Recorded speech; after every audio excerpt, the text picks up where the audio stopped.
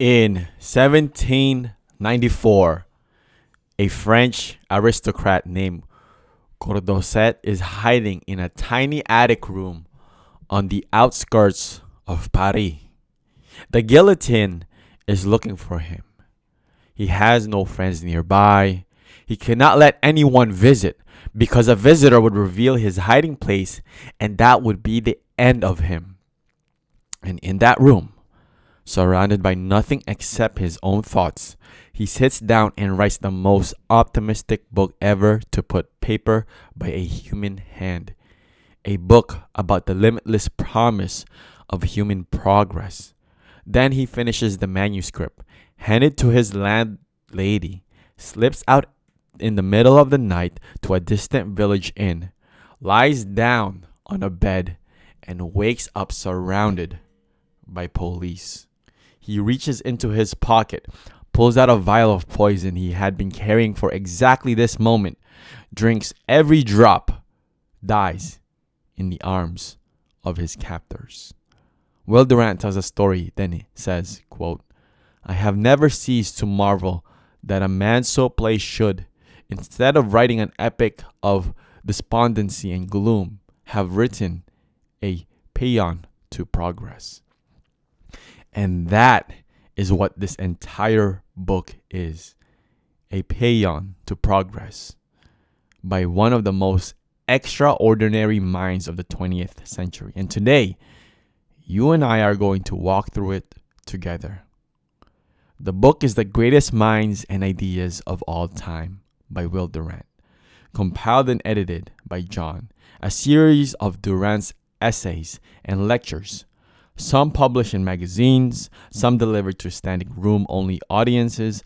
Unless you happen to buy those specific magazines or attend those specific lectures, there was no way to get these essays together in one place until this book was published in 2002.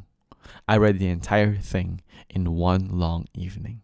Took 18 pages of notes, and I'm going to give you only the part that will transform your life. So there's three things you and I are going to walk away with today. Number one, Will Durant spent 50 years writing an 11-volume history of all human civilization. 11 volumes, thousands of pages, millions of words. And after 50 years, he was asked, who are the 10 greatest thinkers in human history?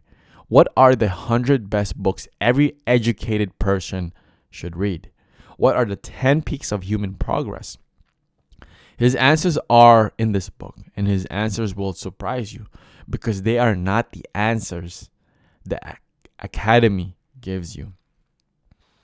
Number two, I'm going to give you the single sentence from this book that I have thought about more than almost any other sentence I have ever read in any book. It captures why I read biographies. It captures why you are watching this right now. It captures why the greatest entrepreneurs, scientists, artists, investors, of every generation were obsessive readers of history. One sentence. And number three, the most counterintuitive argument this book makes. Durant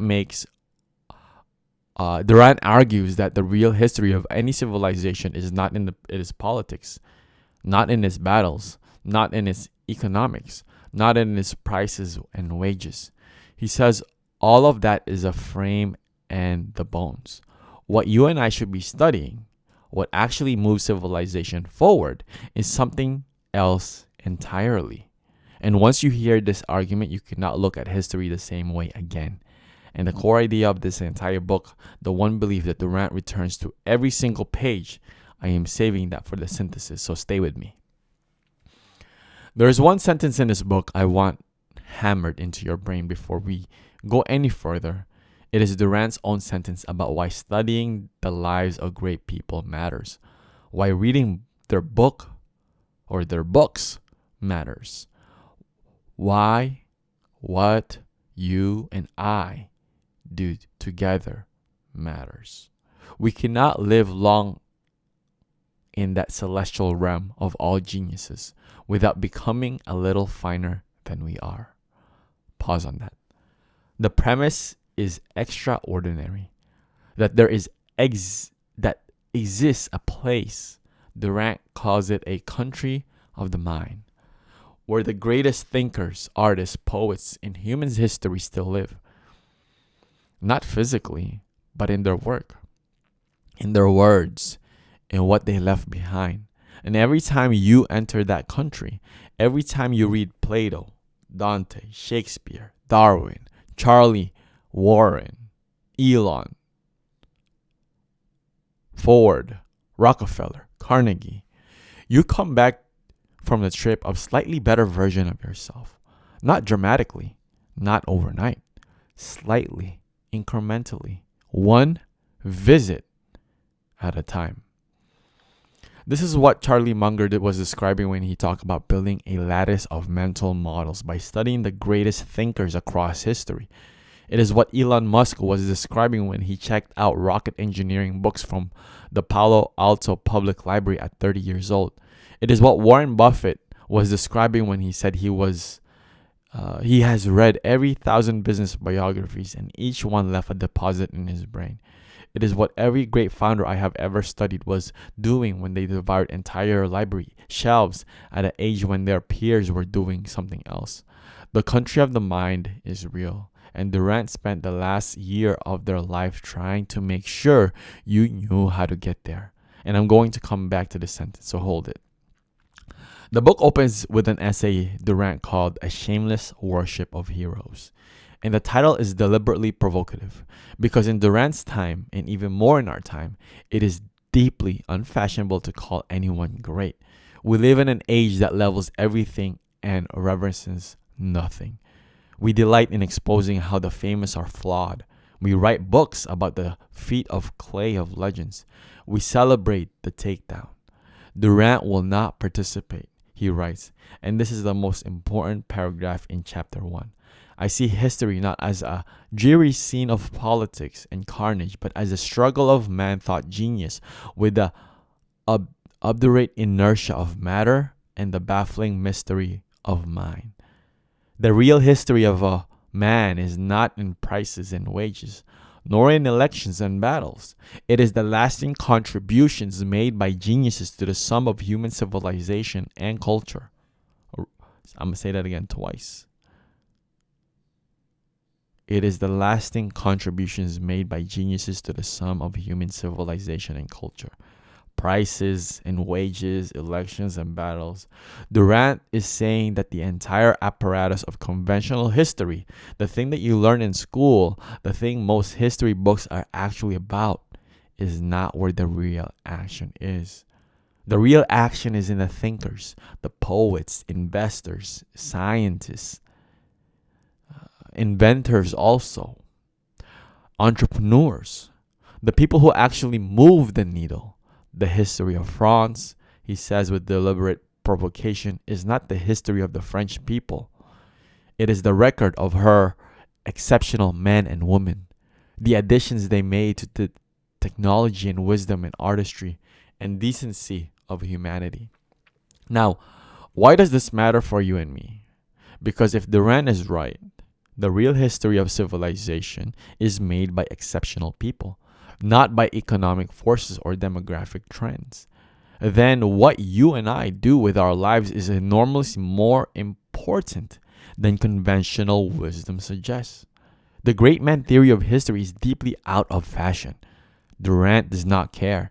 He spent 50 years reading the evidence, and the evidence told him that exceptional individuals change things. This reminds me of how Elon Musk thinks about this. Musk has said directly, technology does not advance on its own. It does not march forward by itself. Humans make it advance. If not enough humans work hard on the right problems, technology stalls. It can even go backward. The space age happened because a handful of exceptional people forced it into existence. It stalled because those people retired or died and their successors were less fanatical. The lessons is the same as Durant's individual matter. The greats matter. Studying them matters. We cannot live long enough in that celestial realm of all genius without becoming a little finer than we were. Okay, now the list you came for. Durant's 10 greatest thinkers in human history, ranked and argued after 50 years of reading and writing and thinking. Number one is Confucius, not Socrates, not Aristotle, not Newton, Confucius. Durant's criterion for the list is strict. He only counts thinkers whose ideas had enduring influence on the lives and minds of millions. Not originality alone, not depth alone, enduring influence. And by that criterion, Confucius is first. One man wrote his name upon the face and spirit of an entire civilization for 2,500 years. Durant writes, never has one man so written his name upon the face and spirit of a people. What Confucius actually thought is summarized in one paragraph of the book that I want you to hear slowly. He said, you want to achieve peace in the world, start with the state. You want the state to be in the proper order, start with the family. You want the family to be regulated, start with yourself. You want to cultivate yourself, start with your soul. You want to perfect your soul, start with your thoughts. So, in short, make your thoughts sincere. Read that backwards. Sincere thoughts, perfect soul, cultivated self, regulated family, ordered state, peaceful world. The entire chain of civilization starting with the sincerity of your own private thoughts. I have never read a more compressed description of the relationship between individual character and civilizational health. And it was written 2,500 years ago. Number two, Plato. Durant describes the dialogues as among the precious possessions of mankind. He says in Plato's Republic, you will find metaphysics, theology, ethics, psychology, theory of education, theory of statesmanship, theory of art, feminism, birth control, communism, socialism, eugenics, and libertarian education, aristocracy, and democracy. He calls it one abounding fountainhead of European thought. The entire Western intellectual tradition flows through this one man's work, not past it, through it. The others on the list: Aristotle, Roger Bacon; Copernicus, Francis Bacon; Newton, Voltaire, Kant, Darwin. And notice who is not on the list. Jesus is not on the list, because Durant defines thinkers specifically as philosophers and scientists and says Jesus moved the world through feeling and noble passion and mystic vision, not through reason. Buddha is not on the list for the same reason. Napoleon is not on the list because Durant says men of action who shape events through power rather than ideas belong in a different category. Socrates is barely on the list. Durant calls him half a myth and argues that the most of what we know as Socrates is actually Plato's own genius put in Socrates' mouth. Here's the practical lesson from this list. Durant spent 50 years reading everything. At the end, he filtered out noise with one criterion: enduring influence on human behavior. And that list is dominated by people who build frameworks for thinking about ethics, frameworks for understanding the natural world, frameworks of ordering society. Confucius gave humanity a framework for personal virtue that structured an entire civilization. Newton gave humanity a framework for understanding physical reality that unlocked the Industrial Revolution. Darwin gave humanity a framework for understanding the origin of species that reshaped biology, medicine, and philosophy simultaneously. The greats do not just produce ideas, they produce frameworks, mental structures that others can use to do things that would have been impossible without the framework. This is exactly what Charlie Munger meant by mental models. Install the right frameworks and sudden problems that seem insoluble become tractable. Now, Durant's 10 greatest poets, and all I have to walk through this section, it captures something about Durant's values that no summary can convey. His criteria for poets are different. He is looking for the poets whose lines are still alive, not academically, not historically, but viscerally, alive in the way that only great language can be. Lines that you hear and something inside you shifts. His lists: Homer, David, the psalmist, Euripides, Lucretius, Lippo, Dante, Shakespeare, Keats, Shelley, Whitman. Look at that list for a second.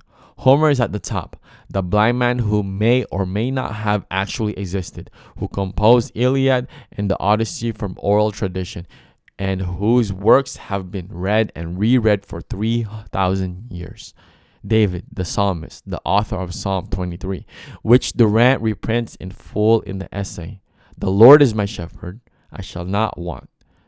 He maketh me to lie down in green pastures. Durant includes David not as a religious text, but as a pure poetry, as language working at its maximum power. But the story he tells about John Keats is the one that stopped me cold. Keats was 23 years old in 1819. He was already seriously ill with tuberculosis. He had been in bed for weeks. He wrote to his lover, Fanny Brawne. And I want you to hear exactly what he said. Now I have had opportunities of passing night anxious and awake. I have found thoughts obtrude upon me. If I should die, said I to myself, I have left no immortal work behind me, nothing to make my friend proud of my memory, but I have loved the principle of beauty in all things. And if I had the time, I would have made myself remembered. If I had the time, he was 23. He did not have time. He died at 25. He had been writing seriously for about 5 years. 5 years. And in those 5 years, he produced work that Durant places in a top 10 poets in the entire 3,000-year history of written poetry. Durant writes about Keats' death with a restraint that is somehow more devastating than a melodrama could be. Keats asked the doctor repeatedly, "When will this posthumous life of mine come to an end?" As the last struggle came, he said to his friend Severn, "Lift me up, for I am dying. I shall die easy. Don't be frightened. Thank God it has come." It was February 23rd, 1821. He was 25 years old. If I had time. This is a sentence I come back to every time I feel like I am moving too slowly. Every time I feel like I'm doing too many things at once and finishing none of them. Every time I feel like I am waiting for perfect conditions to create the work I actually want to create. Keats had 5 years. He used all of them. He produced immortal work. Then he died at 25, asking when the posthumous life would finally end. What is your excuse? We cannot live long in that celestial realm of all genius without becoming a little finer than we are. Okay, now, the list of 100 books and the way Durant presents this is he does not give you a list of titles and authors. He organized them into 12 thematic groups.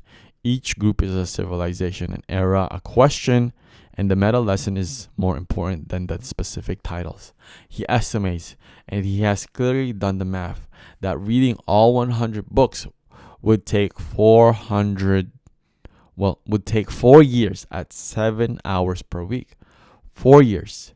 Then 10 hours per volume. He tells how much it would cost to buy all of them used, roughly $300 in 2002 prices. 4 years, $300. The entire intellectual heritage of human civilization. Now, Durant does give you shortcuts. Of 100 books, he marks 27 with a star, an absolute must-read if you could only get a fraction of the list. Those 27 books cost approximately $90 secondhand. $90 for 27 books for the peaks of what human thought has produced in 3,000 years. This hits me every time I read because I hear people constantly saying that they do not have time to read. They do not have the money to invest in their education. They cannot get access to the knowledge they need. And Durant is sitting there with $300 and 4-year answer to every single one of those objections. The list runs from Homer to Spengler. It includes Confucius and Plato and Aristotle. It includes Plutarch and Marcus Aurelius, Montaigne. It includes Shakespeare, Dante, and Goethe. It includes Voltaire, Rousseau, and Nietzsche. It includes Darwin and Freud. It includes, and this is one of the ones that jumped out of me, Lincoln's letters and speeches. Not a philosophy text, not a work of literature. Lincoln's own letters and speeches, because Durant believes that Lincoln's actual words are themselves one of the 100 greatest intellectual achievements in human history. Think about that for a moment. The man who freed the enslaved and held together a nation at the moment it was tearing itself in half. And what Durant selects from his life as the highest achievement is not the political decision. It is the writing, the Gettysburg Address, the second inaugural, the private letters, words that Durant places in the same category as Plato and Shakespeare. This is the argument running through the entire book. The pen is the lasting thing. The sword rusts. The law gets revised. The building eventually falls. But the word, when it is good enough, echoes across millennia. This is what Keats matter 300 years after his death. This is why Confucius matters 2,500 years after his. This is why Durant still matters. He understood that the only thing you can transmit across time is an idea, perfectly expressed. Now, this is the chapter that I think most useful for us specifically because Durant does something nobody else does. He defines progress precisely. He says, we will not define progress in terms of happiness because idiots are happier than geniuses. We will not define in terms of any single civilization values because that is just patriarchalism. He defines it as this: increasing control of the environment by life. Progress is the domination of chaos by mind and purpose, of matter by form and will. Then he lists 10 peaks, the 10 moments in human history where actually move the needle on that definition. And here they are. Peak 1, speech, the development of language from animals to sound to articulate words. Without words, Durant writes, thought could never have reached the subtlety of Einstein or Anatoly France. Without words, man could not have become man. Peak 2, fire. Fire made a man independent of climate, gave him heat, cooking, light, but more importantly, fire ended the reign of the night. Durant writes, picture the dark before man conquered it. Once every twilight was tragedy, we will never be grateful enough for light. Peak 3, the conquest of animals. Durant is writing about the prehistoric period when the humans were prey as well as predators. The war to make the planet human, fought for hundreds of thousands of years, was the most vital war in history. By its side, all other wars were family quarrels achieving nothing. Peak 4, agriculture. Civilization was impossible in the hunting stage. It required a permanent home. Durant makes an argument I had never heard before. He argues that agriculture was invented by women. And while the man hunted, a woman stayed home and tended the soil. She domesticated man as she domesticated animals. And with the home came schools. With schools came civilization. Peak 5, social organization. The moment two men in a dispute decided, let us take this to an elder, let us submit to a judgment, rather than just fighting until one was dead. Durant called this a crucial moment in human history. The replacement of chaos with order and brutality with judgment, of violence with law. Peak 6, morality. Durant is honest here in the way that most historians are not. He says in terms of character, we have probably retrogressed, that our ancestors had more uncomplaining courage, more fidelity to purpose, more simple strength of personality, that we are subtler thinkers, but weaker souled. But, and this is the reversal, he says, humanity has gotten kinder, less brutal between men and women, between parents and children, between teachers and pupils. He calls this modest the real progress. You hear my dog? Thumbs up if you're a dog lover.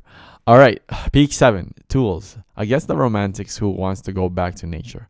Durant sings the songs of the tools, the machines, the engines, he says. We grow gigantic arms that build in a month pyramids that once consumed 1,000,000 men. We make great eyes that search out the visible stars of the sky. We speak with quiet voices that reach across continent and seas. The airplane. Durant saw it as a symbol of human courage and persistent will. Long chained like Prometheus to the earth, we freed ourselves at last. Peak 8, science. In the laboratories and the quiet places of research, Durant finds the noblest human story. The story that balances the chicanery of politics and futile barbarism of war. He writes, here man is at his best, and through darkness and persecution mounts steadily toward the light. Peak 9, education. The transmission of accumulated experience across generations. Durant's definition of education is the best I've ever read. He writes, consider it not as a painful accumulation of facts and dates, but as an ennobling intimacy with great men. No preparation to make a living.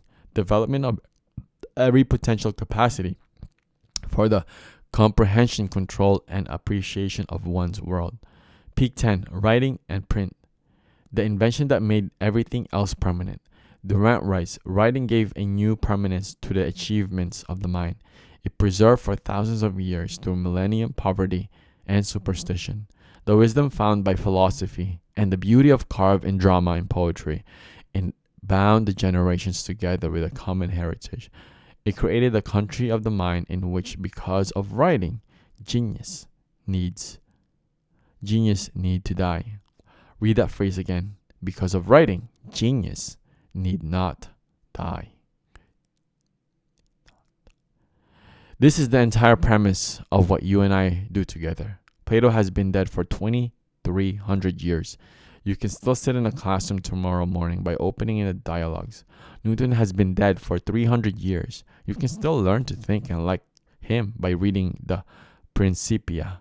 Keats has been dead for 200 years. His soul is still in the Odes. Durant himself died in 1981. He's still teaching in this book. The country of the mind is open. It has been open for 4,000 years. Every genius who ever lived waiting there for you. And you can walk in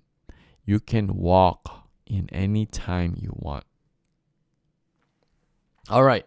The 6th algorithm from Will Durant. And the 6 lessons distilled from this book, okay? Lesson 1. Study the exceptional, not the average. Real history is made by the exceptional individuals. The frame and bones of civilizations are prices and wages and battles and elections. The living flesh is what geniuses contributed to human understanding. Study them. Lesson 2. Build frameworks, not just knowledge. The 10 greatest thinkers on Durant's list were all framework builders.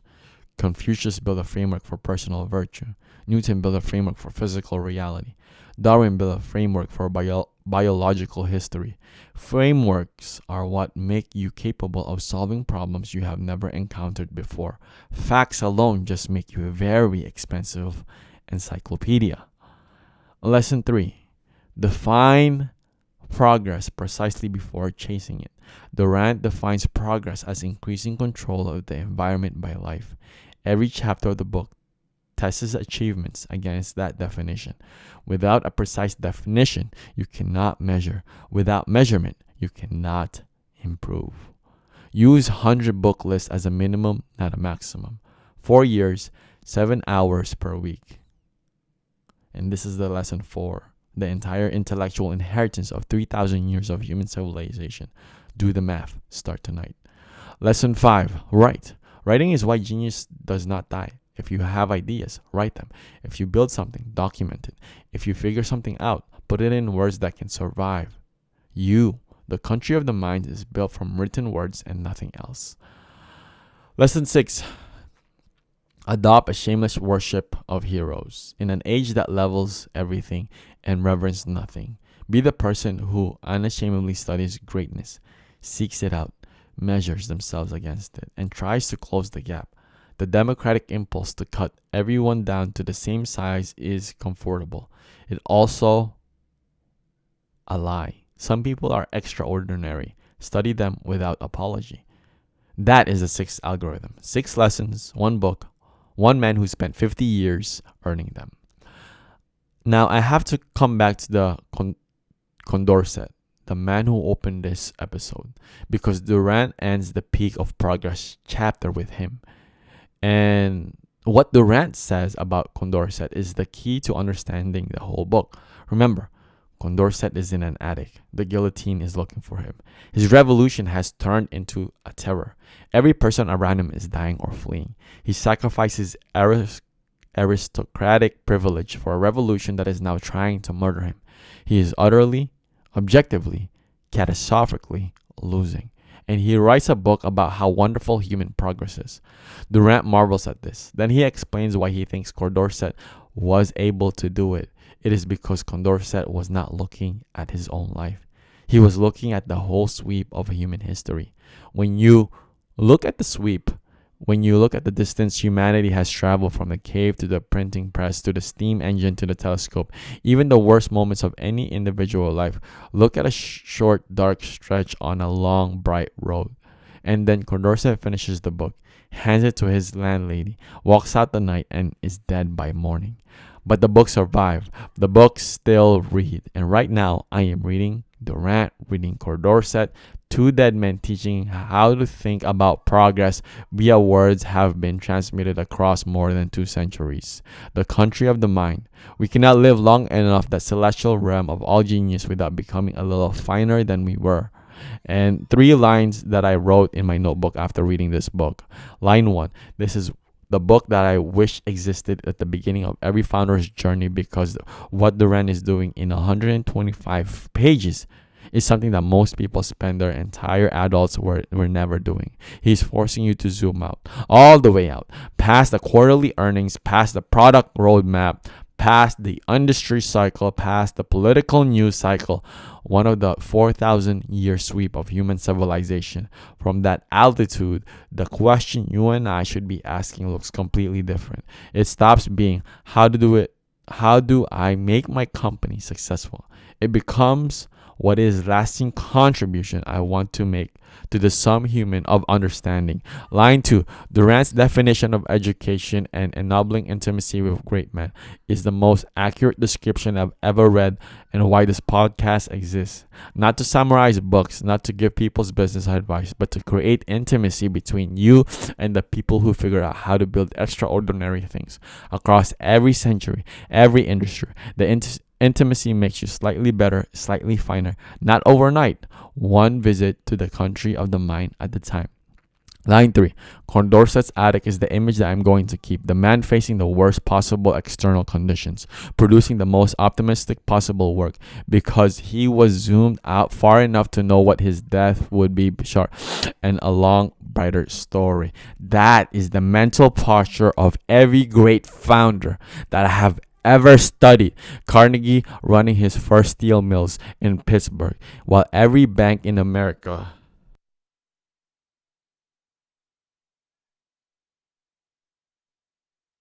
was refusing to lend him money. Land investing in Polaroid after a decade of dead ends in the laboratory. Jensen Huang telling his employees the company was 30 days from going out business for 30 straight years. They were all Condorcet in the attic, surrounded by circumstances that should produce despair, producing confidence and work anyway, because they were zoomed out far enough to see the whole road, not the core idea I refused to give at the top. And here it is. The history of any civilization is the history of what exceptional people dared to attempt. That is the whole book. Every chapter, every list, every essay. Durant has 50 He spent 50 years reading the evidence, and the evidence keeps saying the same thing. The average does not move the needle. The median does not drive progress. What drives progress is a small number of people who dare to attempt something that have never been attempted and figure out how to actually do it. Confucius dared to build a framework for personal virtue in an age of feudal chaos. Plato dared to write down the conversations of men who have never wrote a word. Shakespeare dared to write plays educated class of his time thought were barbaric. Keats dared to produce immortal poetry in the 5 years before tuberculosis killed him at 25. Darwin dared to publish a book that he knew would make him the most hated man in England. Every name on Durant's list was a person who dared, who had never attempted the thing that else was willing to attempt. So here's your homework. Carry one question with you for the next week. One question only. What am I afraid to attempt? What have I been told is realistic? What have been my market analysis reports? Now that my mentor thinks is a good idea. What am I actually afraid to attempt? Because Durant's 50 years of evidence says that there is a lasting contribution lives in the thing that looks too audacious from the outside. Keats had 5 years. Condorcet had one attic. Shakespeare had borrowed stage and a pen and no interest in whether his work would survive him. So what's your excuse? And if you enjoyed this, that's it for the pod. If you enjoyed this episode, I wrote another episode, and it's called Americana, and it talks about the history of the American civilization. I highly suggest that you read that one. And if you haven't already, come on, man, like, subscribe, share, and see you next time. Peace.